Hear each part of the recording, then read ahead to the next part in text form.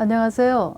저는 미국 텍사스 크리스천 대학교에서 가르치고 있는 강남순 교수입니다.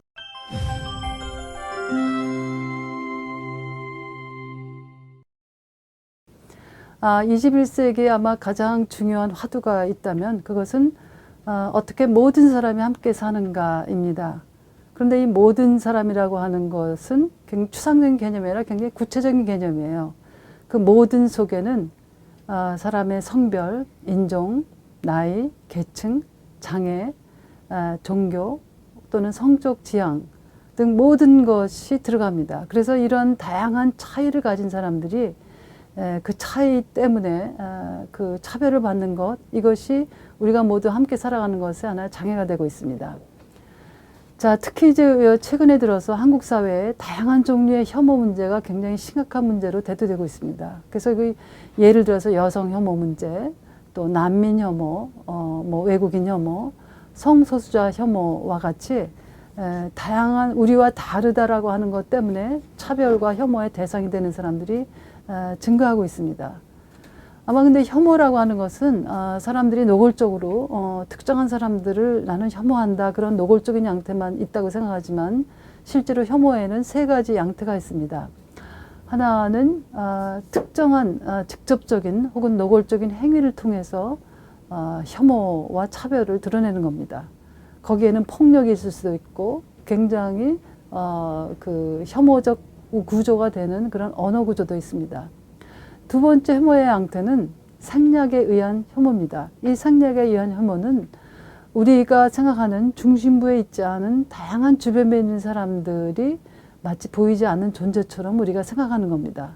그래서 우리 한국 사회 중심부에 있는 사람들은 남성이다, 또 어른이다, 또 그 비장애인이다, 혹은 이성애자들이다, 혹은 종교적으로 얘기하면은 기독교인이다, 이렇게 생각하는 것 자체가 다른 사람들을 생략하는 의미의 혐오 행위가 될 수 있습니다. 그 다음 세 번째 양태는 무지에 의한 혐오입니다. 본인이 일부러 그 사람들을 혐오하겠다라고 해서가 아니라 그것이 혐오인지 모르기 때문에 그 무지에 의해서 혐오가 작동되고 있다라고 하는 겁니다. 자, 그런데 사람들은 왜 혐오를 하게 될까요?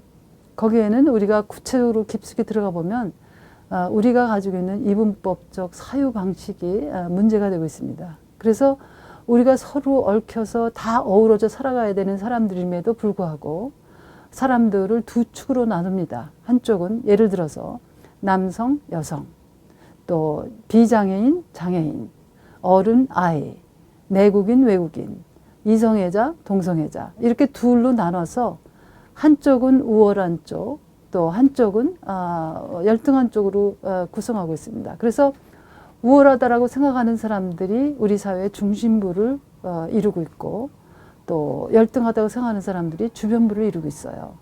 자, 그래서 이것에서 보자면은 혐오의 두 가지 구성 요소가 있는데, 하나는 한쪽 부류의 사람들을 비정상적이고 열등한 존재다라고 생각하는 겁니다. 거기서 끝나지 않고 두 번째 구성 요소가 있는데, 그것은 위험한 존재들이다. 그래서 사회에 위협이 된다. 아마 여러분들이 그 예를 들여다보면 우리가 난민들, 최근에 난민 문제가 우리 한국 사회에 불거졌는데, 그 난민은 우리보다 뭔가 열등한 사람들이고 더 나아가서 우리 사회를 위험에 빠뜨릴 수 있는 위협적인 존재다라고 하는 생각을 하게 합니다.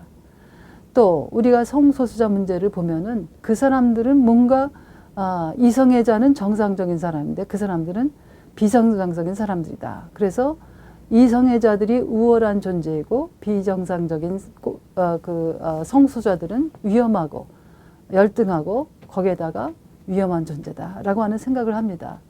자, 이런 혐오가 두 가지 하나의 그 타자에 대한 두 가지 예를 가지고서 전개가 되고 있는데, 자, 이 혐오가 문제가 되는 것은 혐오자 자신의 인간됨을 파괴한다라고 하는 겁니다. 그 다음에는 자신뿐만 아니라 혐오 대상자의 인간됨까지 파괴해요. 자, 이것은 가장 비인간화하는 하나의 길입니다. 그래서 혐오는 언제나 차별로 이어지고 혐오와 차별은 한 사회의 성숙성을 저하시키는 겁니다.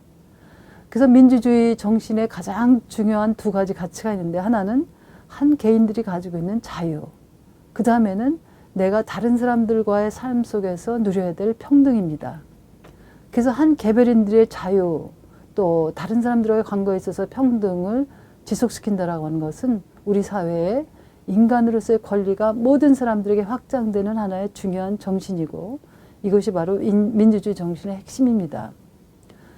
아마 성숙한 사회와 비성숙한 사회를 나누는 하나의 기준이 있다면 그것은 경제적 가치만이 아니라 그 사회가 다양한 차이들을 가진 사람들을 어떻게 서로 인정하고 존중하고 포용하는가, 그런 포용의 원을 확장하는 사회입니다. 한국 사회는 경제적으로는 많은 진보를 이루어왔지만은 이러한 차이를 가진 사람들을 포용하고 환대하고 평등하고 자유로운 존재로 존중하는 것에서는 지금 많은 진보를 가져오지 못했습니다.